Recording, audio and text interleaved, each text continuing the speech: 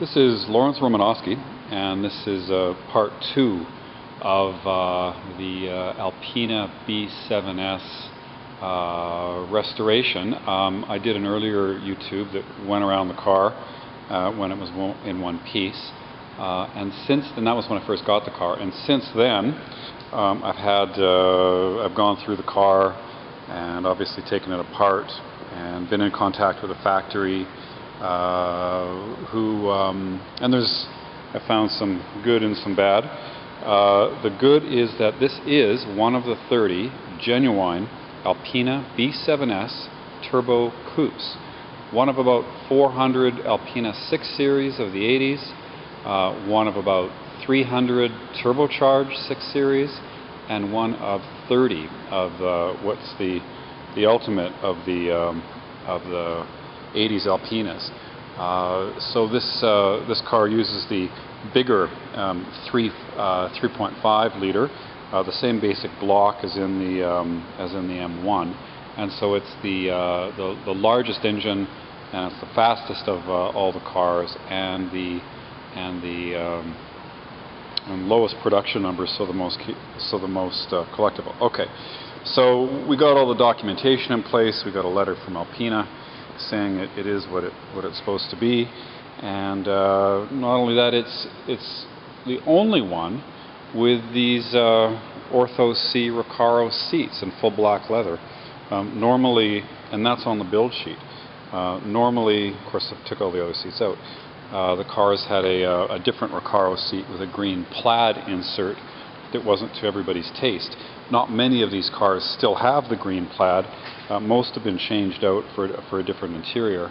But this car actually was one of the 30, perhaps the only one of the 30, with that interior. And this one is confirmed by the factory. This is number 14. Okay. So I started taking it apart because I noticed a couple little bits of corrosion. And these 80s BMWs are pretty susceptible to that. I wanted to make sure that I got everything. So there's a little bit bubbling started at the base of the windscreen. That was right on the seal. This is a California car, so the seals had dried out basically, and in some places the left water to pool, and then that water pooling created the rust. So then there's another bit here, and you can see I've already just taken it away, but that one has to be refinished. Really ugly rebar that I guess that they had to add when this car came over. This was apparently the only one of these cars in North America. I heard from another guy that said there might be a guy in California who has 2 of them, but that would make 3 cars and 2 owners in North America for these cars. They're all Euro cars. And there's another little bit of corrosion just starting on the inside of the light there. And what other sins here? Right there. That doesn't look very healthy. So we'll sort that out. So the car was federalized by Dietl Enterprises. Dietl and Hardy and Beck and I want to say Barnum and Noble. Anyway, there's another company. They were basically the 3 companies that imported these cars and certified them. This hole shouldn't be there because that was for a rectangular side marker light. Thankfully, I've seen some of the cars where they put them up there. But we'll have to do something about that. And then there's a chrome strip that covers it, which inconveniently is no longer available. So I'll have to sort that out. But walking around the car, the good of it is that aside from those little bits of corrosion, I mean, there is really just nothing to complain about. I mean, it is all totally dry. You can see the original paint from the factory. There's no evidence of any accident damage, except there was a small ding in the rear underside of the rear fender, which was pointed out to me, and I think you can just see that. Anyway, I'm told that this little area in there was worked by a hammer. Other than that, everything on the car is straight and true and dry. We lost some of these little clips. They're old and they break off, so we'll have to get those for the side moldings. All the 6 Series, and especially the Alpinas, we had a weak differential mounting point. That part of the monocoque wasn't very strong, and so the cars were at some point. Usually they had some chassis work done to take care of the diff, and this car is no exception. Underneath you can't even tell, but if you look in the trunk area, you can see that there's a big plate there that's welded. And normally in that space, right up against the rear bulkhead, there's a long-range fuel tank, and then you can see where the regular fuel tank is. So, and then there would have been an elbow connector there. So that got lost somehow. I suspect the car had the differential problem, and they just tossed the tank out. It sounds like it was rather inconvenient to use, and I think it was an extra 20 liters, and in North America nobody really cared. So that piece I did find, a used one, and it's coming up. The car was also missing its correct spoiler, and I found a new one of those from Alpina. The car had, I guess there it is there, an incorrect rear spoiler. It was just a BMW piece, and it only came to the edge of the trunk when the Alpina one wrapped around. So I've got a new one of those coming too.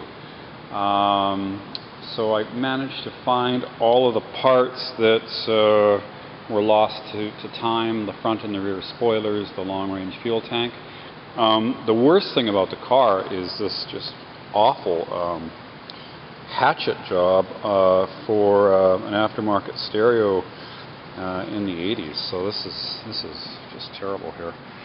You can see the 4 pile driver speakers mounted in the lower part of the car, and my roof Porsches have stupid speakers too. I don't know what these guys were thinking in the 80s, but anyway, just ugly wires, and then they cut out this piece. So we'll have to fabricate a new rear parcel shelf. So what would have happened is there would have been a recess for some speakers in here, and then this would have come out flat. But there wouldn't have been that much room for them, so somebody just took the whole area out.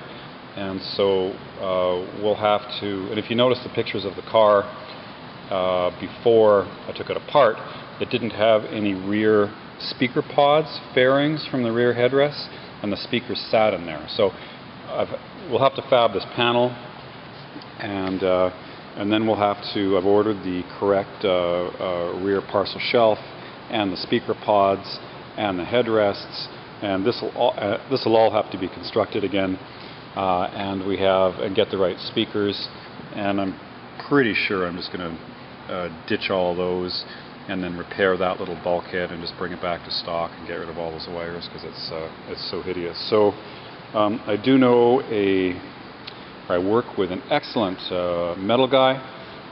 He's worked on stuff like Pebble Beach winning cars and XKSS Jags, and so if he can, as he terms, smash out a new bonnet for a Jag XKSS, I think he can make a new rear parcel shelf for my BMW.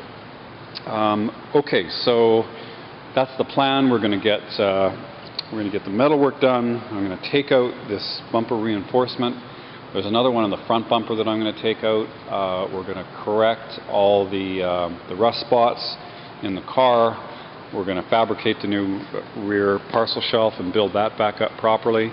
I've ordered all new trim, all new lights, all new grills, all new chrome for the bumper rubbers. So I've got a bill of about $7,000 cost, and I work at a car dealership that does lots of work on BMWs and so on. So I get good pricing, and that's my cost, $7,000. Everything from a new windscreen to basically what you don't see on the car now. So, and then we'll do all the paint, we'll do the rust, and then I'm not sure if we can.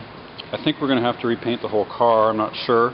But it looks that way just because there's so many different places where that we need attention, and I don't want it to be blotchy. So the whole thing will probably get sanded down, repainted, all the new stuff put in, and then I have the decal kit, the Alpina gold decal kit for it, and I should bring this back up to a very, very, very good club level concours car. So it'll take me another couple months, but there's a work in progress. And if you recall looking at the photographs as well, you'll recall that the dash was cracked. And so we had one of our guys come in and did a beautiful job. You can't even tell that there was any cracks in it at all. So I was very, very, very pleased with the way that turned out. We've got in the inside, we've got the door panels out so we can get at the door latches. And then we've got the seats out. I'll take all the seats out, or the driver's seat as well, and then just make sure that I give the carpets perfect shampoo and everything. It's one of the nice things about taking a car apart is that it's easy to detail, and you can get at places that you would normally never get to.